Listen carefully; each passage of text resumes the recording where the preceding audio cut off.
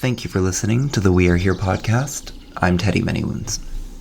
Today we are joined in conversation with Jeanne Crowchild. Jeanne is the current director for the Treaty Initiatives program on Tsuut'ina Nation. Treaty number 7 is the treaty in which my people fall under, the people of Tsuut'ina Nation. Before we begin our conversation, I wanted to give everyone a very, very brief introduction to Treaty number 7. Treaty number 7 is one of the numbered treaties made between the Government of Canada and the Plains First Nations. It was signed on September 22, 1877 by 5 First Nations, the Siksika, Kainai, Piikani, Stoney Nakoda, and Tsuut'ina. Different understandings of the treaty's purpose, combined with significant culture and language barriers, and historically deliberate attempts to mislead First Nations on the part of the government negotiators, have led to ongoing conflicts and claims. Please join me in this conversation today with Jeanne Crowchild. Good afternoon. My name is Teddy Manywounds, and I am here with LPTS on Tsuut'ina Nation.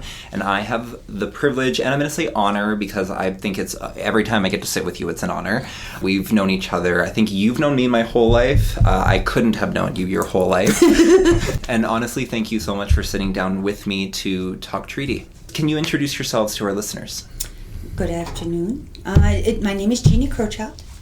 I work for Treaty Initiatives. I've been with Treaty Initiatives since 2011.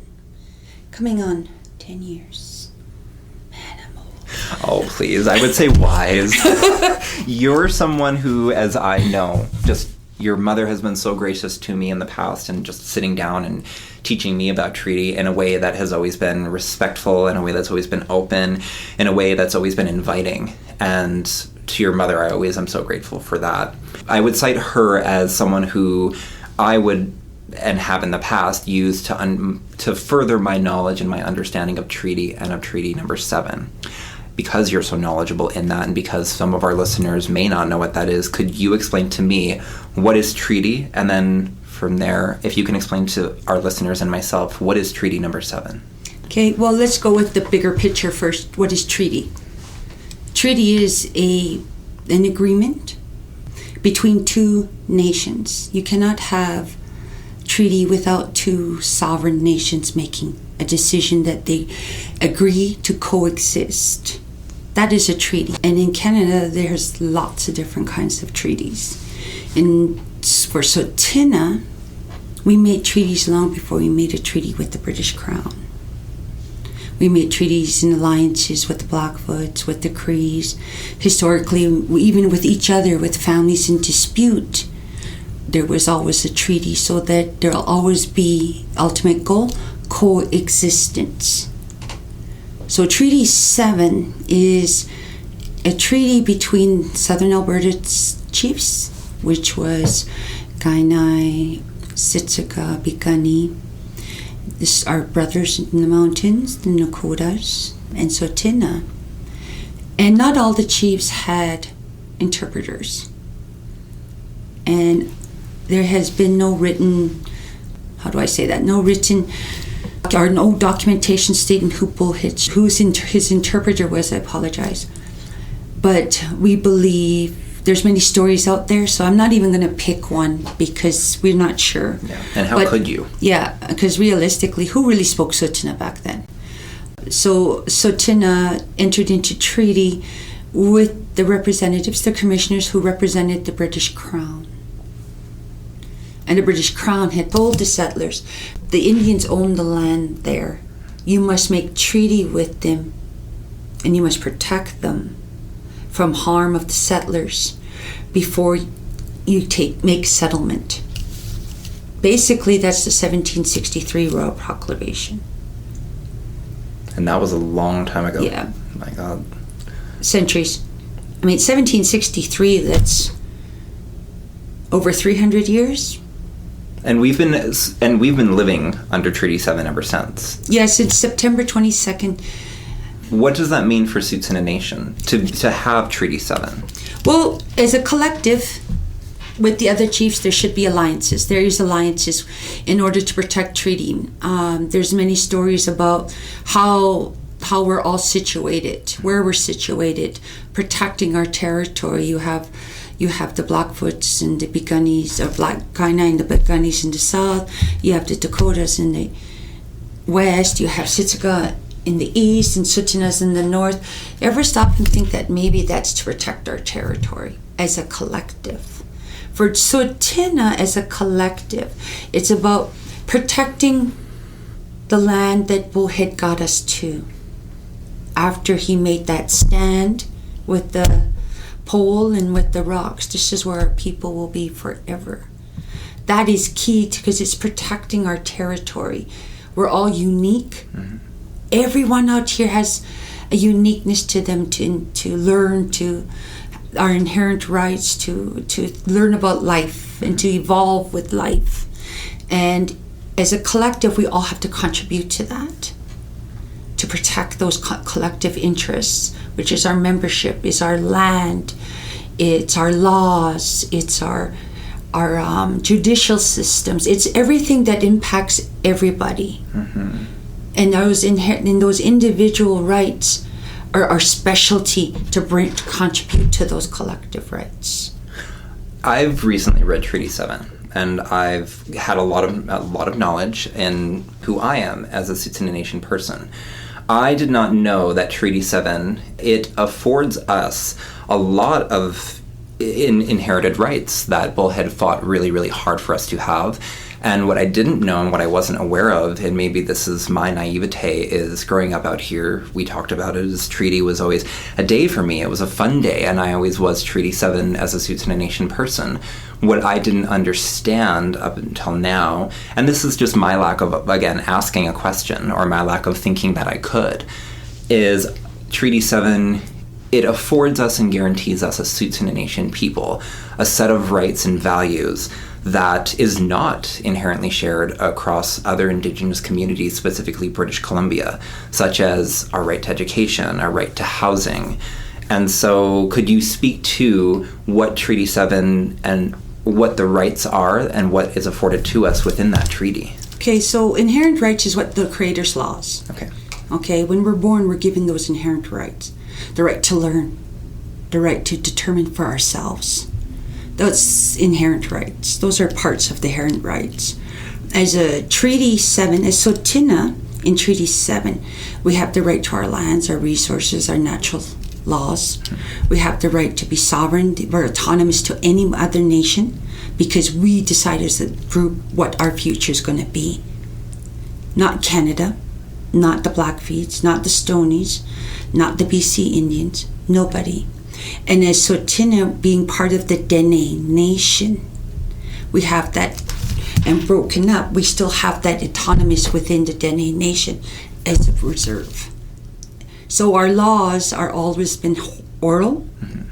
and those laws need to be in written form to protect the autonomy of Tsuut'ina and the sovereignty, to ensure that nobody else's laws, whether it's BC, Blackfoots, Canada's province, City of Calgary, those laws do not impact our right to live mm-hmm. and grow and determine our own future.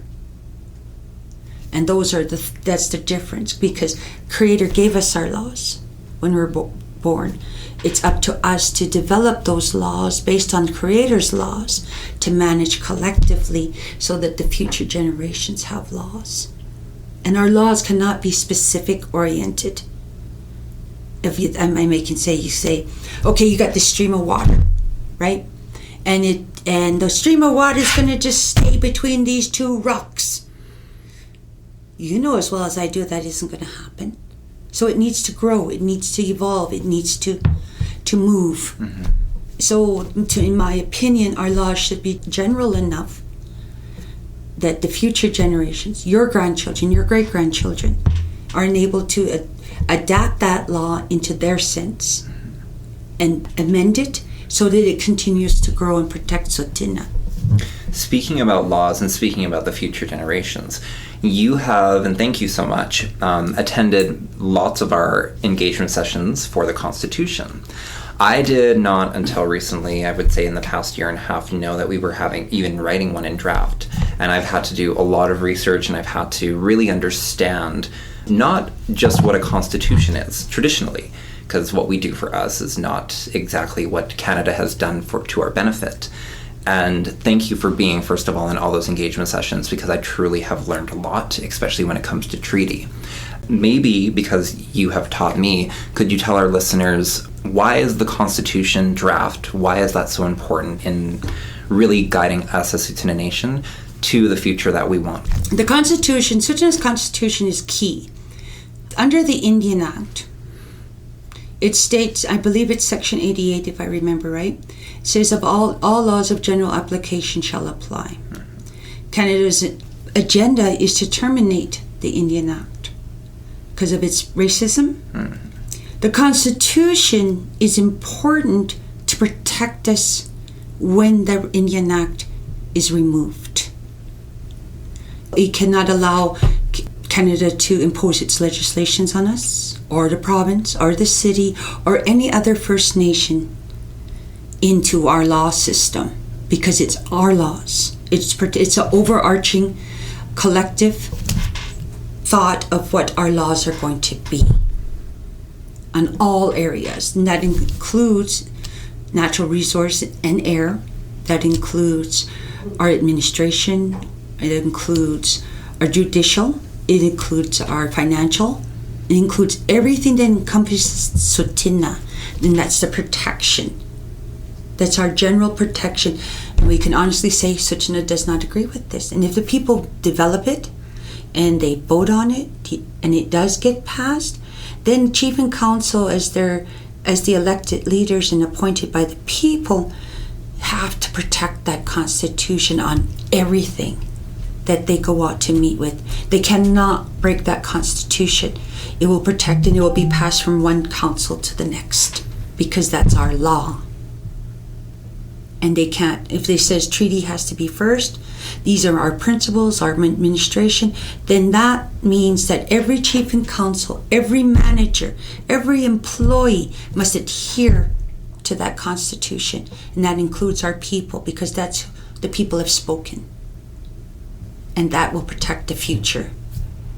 You've used the word collective a few times, and I've heard it in lots of our engagement sessions, and I've heard it throughout my life. It's very easy now in the culture of social media, in the culture of being told, you, where it funnels down into a person thinking themselves very much as an individual. And I think that's important. However, it doesn't necessarily benefit us when we're looking at the whole scope of what our people are and what our people want to be. Could you maybe tell me, what is your perspective on the principle of the collective of Tsuut'ina Nation? To me, the main principle of being a collective?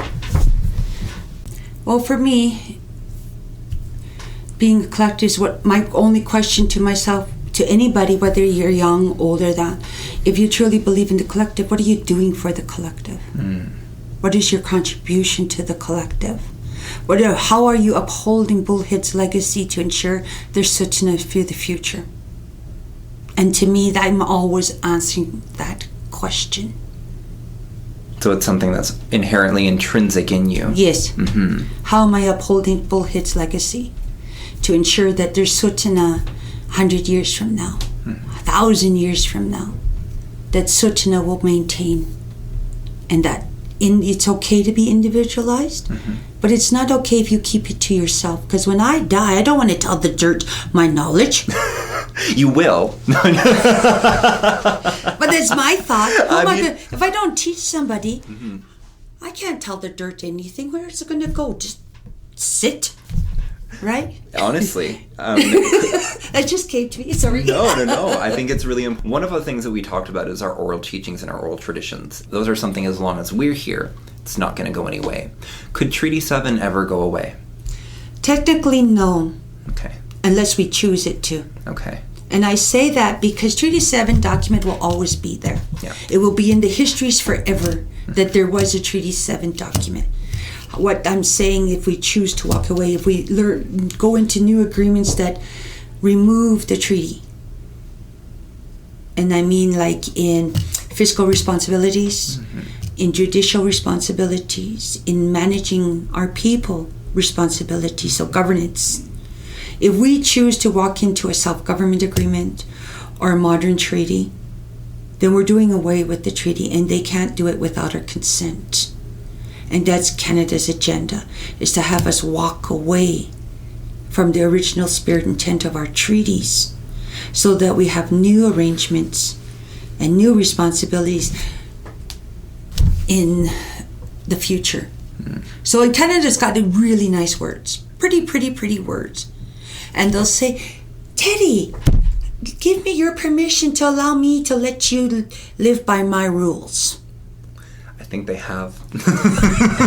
And thankfully I have the Treaty 7. And I think I've been surrounded by wonderful, beautiful women who've really instilled in me a sense of what Tsuut'ina Nation is and why I am Tsuut'ina Nation and or part of it, and what it really holds in my heart. In all of our engagement sessions, and you're actually somebody who introduced this to me, and I didn't know how resounding and how much it impacts me, it impacts the work that you do, it impacts our Constitution, and that is UNDRIP. Can you explain to our listeners, maybe, and we're not going to go into an extreme scholastic detail or read a college paper about it, but because it is a document that I don't think a lot of people are aware of, and they're not even aware of how important it is, could you explain to our listeners and to me what is UNDRIP and what is its importance? UNDRIP is the United Nations Declaration on the Rights of Indigenous People. It's a global international document. It sets out minimum standards that the states, meaning Canada, the US, Commonwealth countries have to set a minimum standard with the Indigenous people to coexist. It's a minimalist, very little. What it does for Tsuut'ina, what it's supposed to do actually for any Indigenous, is empower the Indigenous people, governance, nations, whatever, to develop a framework with the state so there is coexistence. It is not for the state or the Indigenous group to empower over the other. It's not meant to do that. It's meant to coexist two groups of people, like a treaty, with minimum standards.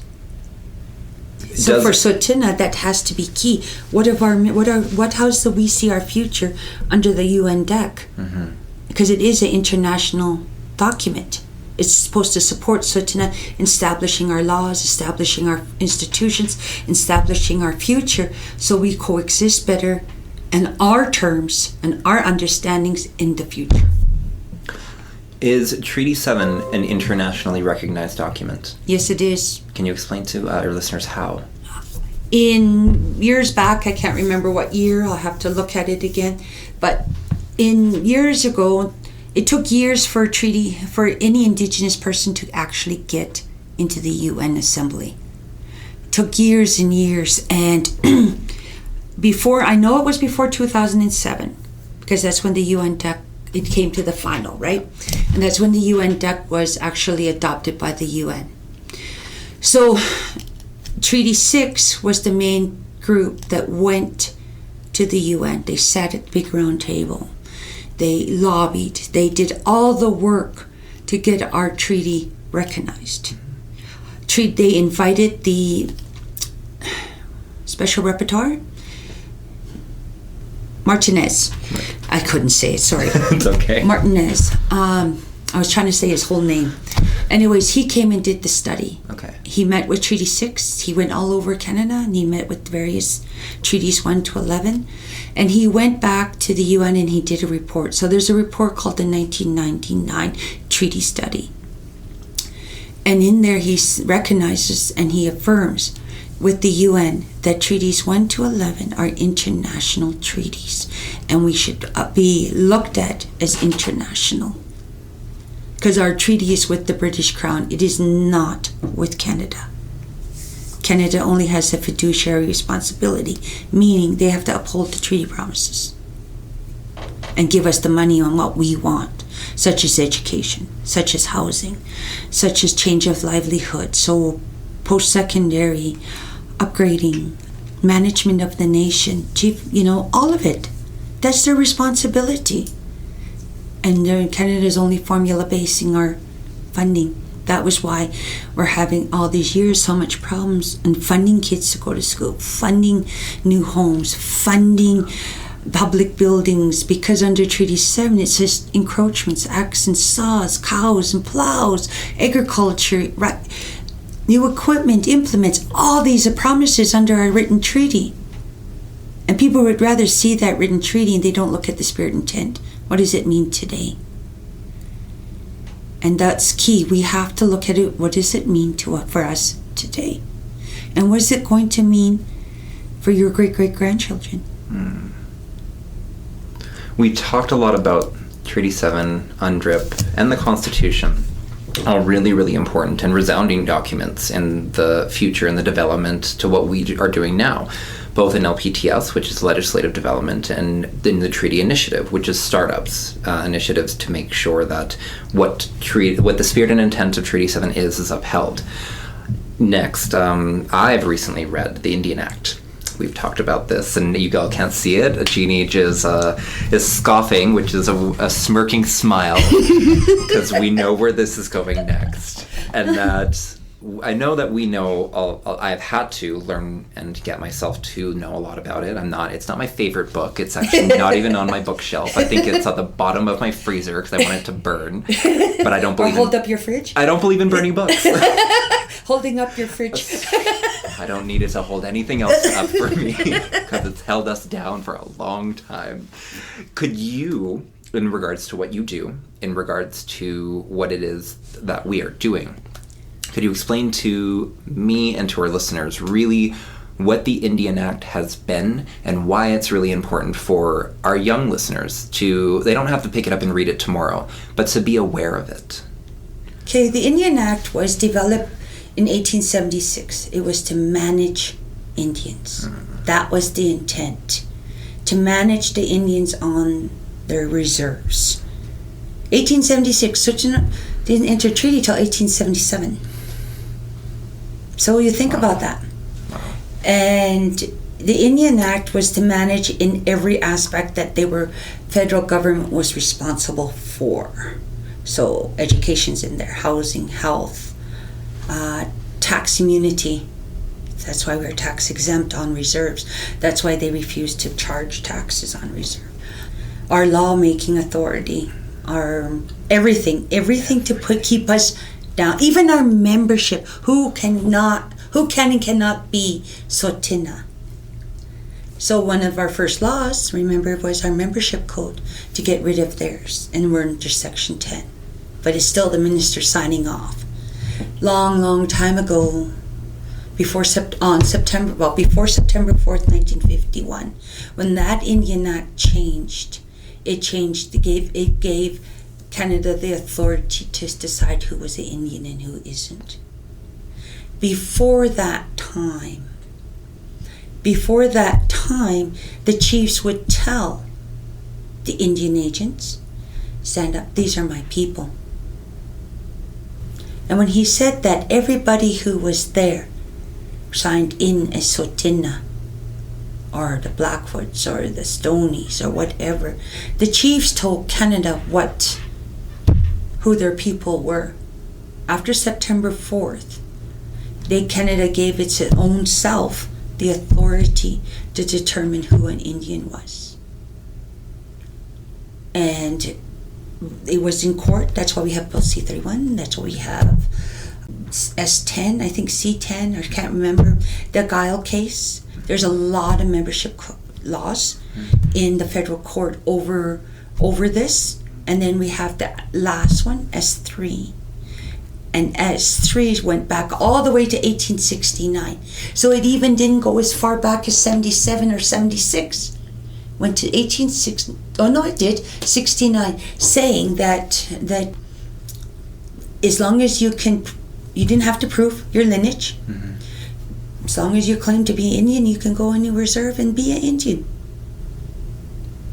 And this was before we even spoke the language. Yeah. Yeah, and then there it says if you don't speak your language, because they force us not to speak the language, you were considered non-Indian. That was what the enfranchisement section was. Up to 1959, I believe, they terminated it. Or is it later? But the enfranchisement law was removed. I could double check that because I have the date on my computer. But as the enfranchisement said, if you got an education past grade 6 or grade 8, whatever way they offered on reserve, the residential school, if you went to post-secondary, if you furthered your education, if you became civilized under the laws of Canada, you were no longer an Indian. And why should young people be aware of the Indian Act today? Well, first of all, they should be aware of it because it still impacts us every day.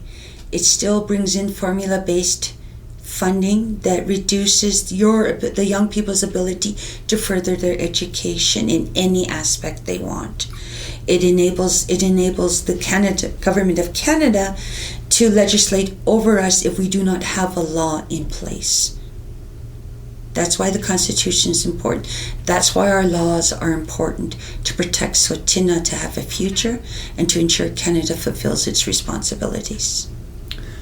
Do you think the work that Indigenous legislation, the direction it's going, I'm very, very well versed in the English language. However, the Indian Act, it's also well versed in the English language. Laws are well versed in the English language. The treaty is well versed in the English language. Our ancestors and our people are not necessarily. We're currently revitalizing our language on the nation, and what I wanted to ask is, do you think that language plays a barrier in our development as it pertains to legislation and as it pertains to writing a future that is beneficial and that is just for our young people? Well, our young people are getting more and more educated. I really believe that we're having a higher number of graduates every year, and I really commend that. And I like to see every one of them going on to post-secondary and making a career. But let's not forget who we are. Let's not forget those who do not have the same. Let's think of ourselves and use terminology that is common. To me, that's key, because we want the little ones to understand. And if you have a huge articulated word that a little one doesn't understand, how do you expect them to learn? Think about that. Because if you use a word that we use every day in a common language, that would be more impacted in our memory because we practiced it. Like the word, for instance, lands. Not lands, what would be a good word? Give me a word. Collective is a great one, because we all know what that is. Yeah. But it means it honestly, in a collective outside of the borders, because I've been part of collectives, fashion collectives, community gardens are a collective. But when we explain it, it means something so specific. Yeah, as the collective of Tsuut'ina means every decision we make, every choice we make, every path we take is done for the betterment of Tsuut'ina. Even the word betterment, we can all understand it. Yeah, and see, whereas you put it into a language that is foreign, that little ones can't understand. Like when you talk to a little one, you say betterment. They know I got the power to do this. I am capable of being a better person. Mm-hmm. You're going to teach me to learn better. It's a word so we need to be careful on the words we use so that the young ones can understand and practice it and empower them to make a better future. And saying this is what's key to us. Our membership, we all vote on it. We decide who Tsuut'ina are. Do we not? We decide where our land is and how our land is developed.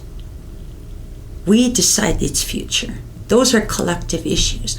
I'm not an expert on land, but I'm an expert on treaty.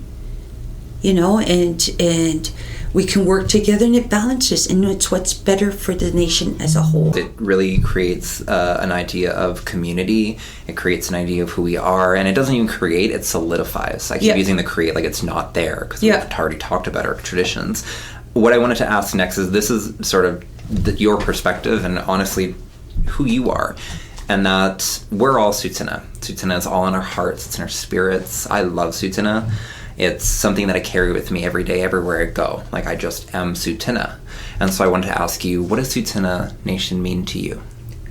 We're distinct, because there's no other Tsuut'inas in this world. Mm-hmm. There's only us, and we're so lucky to be where we are, and I'm forever grateful to Bullhead for allowing us to be on these lands and to preserve it big enough that eventually our youngsters will take over. To me, it's about being proud of an area that is, and a collective that makes choices for the future,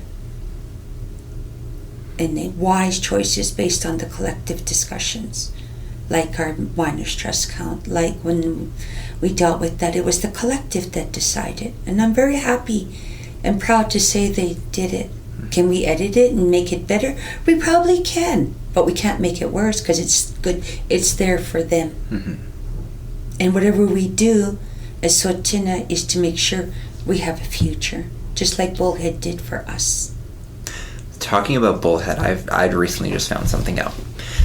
And that Bullhead always talked about the 7 generations from his time. And I'd recently just found out my nieces and nephews, that age group, that's the 7th generation. It's coming up. And I think maybe for lack of understanding, maybe you lose track of time. We've talked about it. And so we're already in the present with the 7th generations, and what's happening right now is what's happening right now. And I hope everyone out there is having a wonderful, full, enjoyable life. And what I wanted to ask you next was, as a grandmother, as a mother, as an aunt, as just somebody who knows so much about the past and hopes so much about the future, what is your hope for the next 7 generations? That's a big, huge question. I pray for them every day that the choices we make, we never walk away from our treaty. And that's in 7 generations, it's still there for them, and still fighting Canada, and maybe a better coexistence with Canada. That there be peace between them, and that they don't need someone like me analyzing the work that Canada's doing to protect Tsuut'ina. That it's done. And that they're able to get up and say one day, I want to go do this, and actually have the money, the finances for education, for housing. Nobody's homeless, nobody's in poverty, nobody's hurting. The sicknesses are looked after, all the funding that Tsuut'ina people need on those future diseases and future praises, and healthy, to be healthy and holistic and productive. Those are my prayers for my nation. And that's all I'm doing, is trying to make sure that it's there for them. Whether people listen to me or not is another question, but I do pray for that. And I feel your prayers every day. I see them on social media, and thank you for that. What I wanted to do to close out this interview was give you a chance to, what if you had a group of youth, and I have been in a group of youth. Aren't you still a youth? Sweetie. It's got a really good doctor. In a group of youth, and I have had again, I keep using the word privilege because it truly is, to sit there and to have you tell me or impart some wisdom onto me. If you could say something to the youth of Tsuut'ina Nation, to the young people, what is it you would like to say to them? Or what could you say to them from today? From today? After this pandemic and this crazy world. Oh gosh, never give up hope. Strive to be better. Mm-hmm. Protect the future. And make wise choices for the collective. Aww. Thank you so much. You're welcome.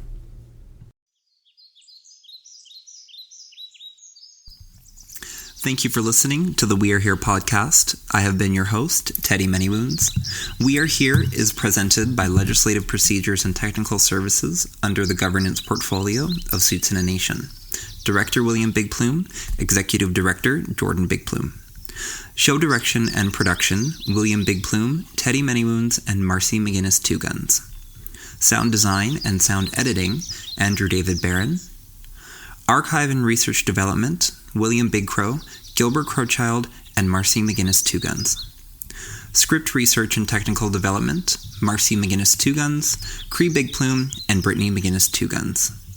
Traditional Protocol Advisory, Gilbert Crowchild. A special thank you to the Tsuut'ina Nation Treaty Initiatives Program, the Tsuut'ina Nation Communications Department, and last but not least, Chief and Counsel. Thank you for listening. See you, Gus.